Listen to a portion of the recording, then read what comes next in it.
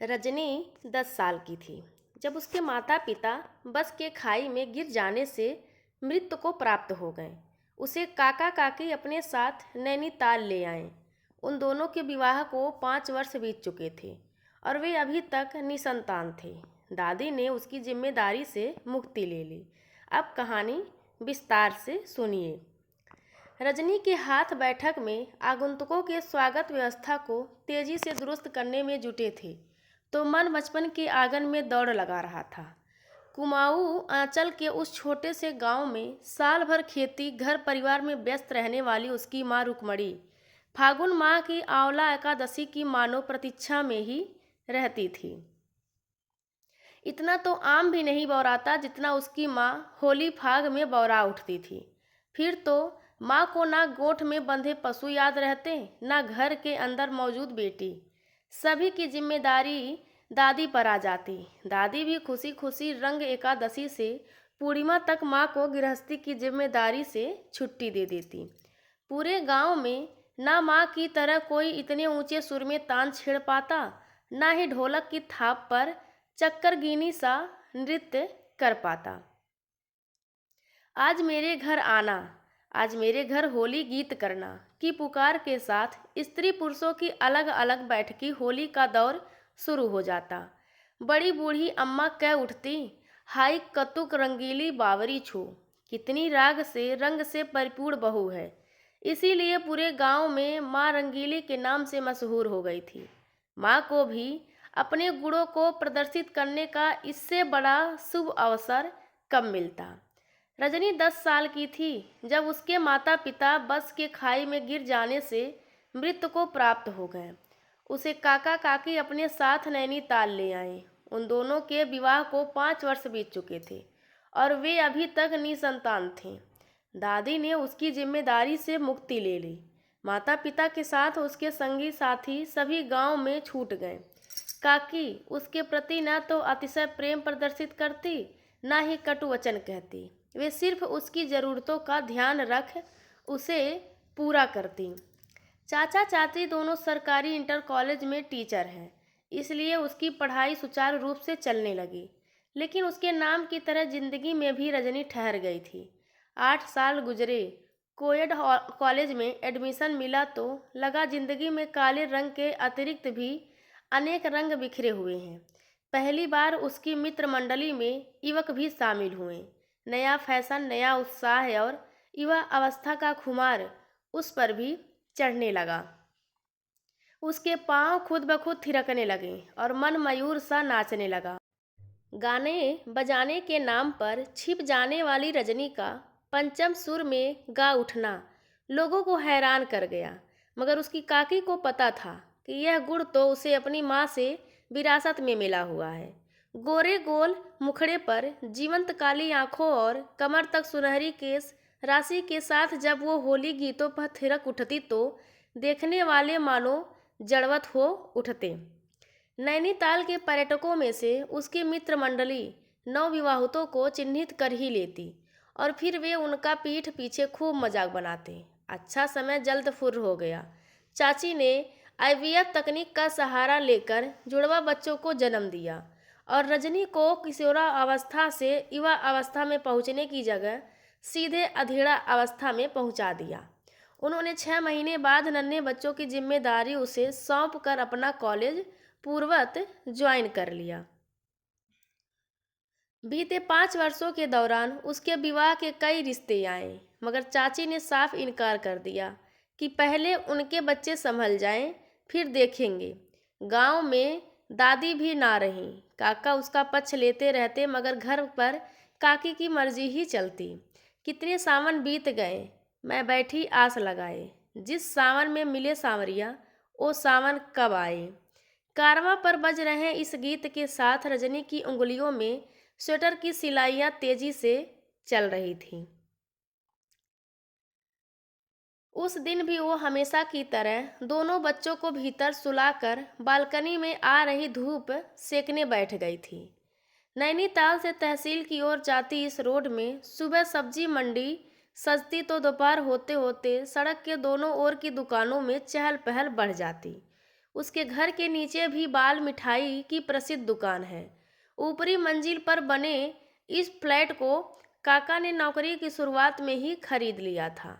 यहाँ एक कोना पकड़कर धूप सेकना और स्वेटर बिनना, अब तो दिन भर का यही समय रजनी को फुर्सत और सुकून देता।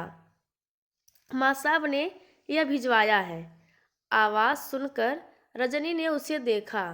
अंडाकार गोरे मुखड़े का घुंघराले बालों वाला युवक अपनी छोटी छोटी आंखों पर चश्मे का फ्रेम टिकाता हुआ बोला। रोड से जुड़ी सीढ़ियों से ऊपर बालकनी में पहुंच गए युवक को वो अपलक देखती रही। लीजिए, उसने झोला आगे किया। रजनी की तंद्रा भंग हुई। आप बैठिए, मैं यह बर्तन खाली करके लाती हूँ, कहकर वो बालकनी में खुलता मुख्य द्वार खोलकर अंदर चली गई। वरुण उसके छोड़े हुए स्वेटर को देखने लगा। रजनी खाली हाथ नहीं लौटी। उसके हाथ में एक ट्रे मौजूद थी, जिसमें गर्म चाय के साथ बाल मिठाई के टुकड़े भी थे। काका के छात्र अक्सर गांव से दूध, दही, हरा साग आदि घर पहुंचा जाते हैं, इसीलिए रजनी भी झोले को खाली कर झटपट चाय भी बना लाई। चाय के लिए खाली परेशान हुई आप? अकेले पीने का मन नहीं था। अच्छा हुआ तुम आ गए, उसने वरुण से बड़े प्रेम से कहा। आप मुझे पहचानती हैं? वरुण ने आसर से पूछा। तुम्हें काका ने भेजा है तो उनके छात्र ही होंगे। वैसे तो तुम्हें देखकर लगता है कि पढ़ाई देर से शुरू हुई है तुम्हारी। वरुण मुस्कुराया और चाय घुटकता हुआ बोला। आपकी पढ़ाई पूरी हो गई? नहीं, बीएड में दाखिला मिल गया है। जल्द कॉलेज जाना शुरू करूँगी। जब से बच्चे हुए हैं रेगुलर की जगह प्राइवेट ही बीए एमए पूरा किया। कितने बच्चे हैं आपके? वरुण ने आसर से पूछा। मेरे नहीं, काकी के बच्चे हैं। तभी तो काका ने कहा है अब तुम कॉलेज जाओ, काकी साल भर छुट्टी लेंगे, रजनी ने कहा। वरुण हंसने लगा। शाम को काका ने बताया कि उनके इंटर कॉलेज में वरुण मैथ्स का शिक्षक नियुक्त हुआ है। रजनी को बहुत शर्मिंदगी महसूस हुई। कुछ दिन बाद वरुण फिर बालकनी में हाजिर हो गया। ये लीजिए, अब ये क्या है? वरुण जी, वो सकुचाते हुए बोली। उस दिन आपने बताया था ना कि सामने दुकान में सजे ज़्यादातर स्वेटर आपके हाथों के बुने हैं। ईजा को पता चला तो उन्होंने ये ऊन भेज दिया। आप मेरी दीदी की 2 साल की बिटिया के लिए सुंदर सी ऊनी फ्रॉक बना देंगी ना? हाँ बिल्कुल, यह तो मेरा शौक है। इजी ने गाय का घी भी भेजा है आपके लिए। वरुण ने दूसरे हाथ में पकड़ा स्टील का डिब्बा आगे बढ़ा दिया। वरुण मट्ठा, साग, पहाड़ी फल किसी न किसी बहाने से झोला लिए चला ही आता। वरुण उसके मरुस्थल समान जीवन में ठंडे पानी की बौछार सा आता, उसके अंतर मन को भिगो के चला जाता। इस बीच काका काकी में भी उनकी मुलाकातों को लेकर बहस भी हुई। वरुण और रजनी की जोड़ी कितनी सुंदर लगेगी, तुम कहो तो मैं उसके पिता से बात करूं? कोई ज़रूरत नहीं, मेरे बच्चों को 10-11 साल का हो जाने दो, फिर इसके विवाह की सोचेंगी। इतनी स्वार्थी ना बनो, काका कहकर चुप हो गए। तभी से रजनी ने भी अपनी नियति स्वीकार कर ली। 1 साल यूं ही उम्मीद और नाउम्मीद के दौर में झूलते गुजर गया। आज काकी के घर दिन में महिलाओं की बैठकी होली है, फिर रात को पुरुषों की बैठकी होली जमेगी। काका काकी और उसके लिए नई लाल किनारे की सफ़ेद साड़ी होली में रंग खेलने के लिए लेकर आए हैं। आज वही लाल किनारे की सफ़ेद साड़ी में सजी रजनी ने बैठक में दरी चादर बिछाकर एक निरीक्षण किया।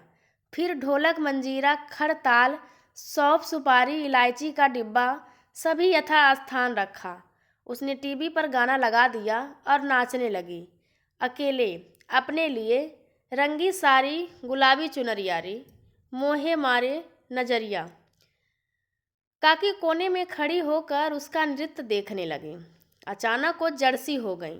ऐसा लगा जैसे रजनी नहीं, रुकमणी चक्कर घिन्नी बनी नाच रही है। तभी दरवाजे पर नजर पड़ते ही रजनी के कदम रुक गए। सामने वरुण अपने दोनों हाथ पीछे की तरफ बांधे खड़ा दिखा। कुछ काम था? रजनी ने पूछा। तभी काका भी भीतर से बैठक में आ गए। मुझे कुछ कहना है, वरुण ने सकुचाते हुए कहा। कहो, काका ने प्यार से कहा। उसने अपने दोनों बंद मुट्ठियों को खोलते हुए कहा, ये गुलाल रजनी को लगा सकता हूँ? काका कुछ कहते उससे पहले काकी बोल पड़ी, हाँ, फिर तुम भी रंगों से बच नहीं पाओगे। वरुण ने बिना मौका गंवाए दोनों मुट्ठी गुलाल रजनी के ऊपर उछाल दिया। गाना अब भी लगातार बज रहा है, रंगी सारी गुलाबी चुनरियारी, लेकिन कमरे में बिछी चादर अबीर गुलाल के साथ नीले पीले रंगों से सराबोर होने लगी है। दोस्तों, यह कहानी आप सभी को कैसी लगी कृपया कमेंट करके ज़रूर बताएं और चैनल को लाइक शेयर और सब्सक्राइब करना बिल्कुल ना भूलें। धन्यवाद आप सबका।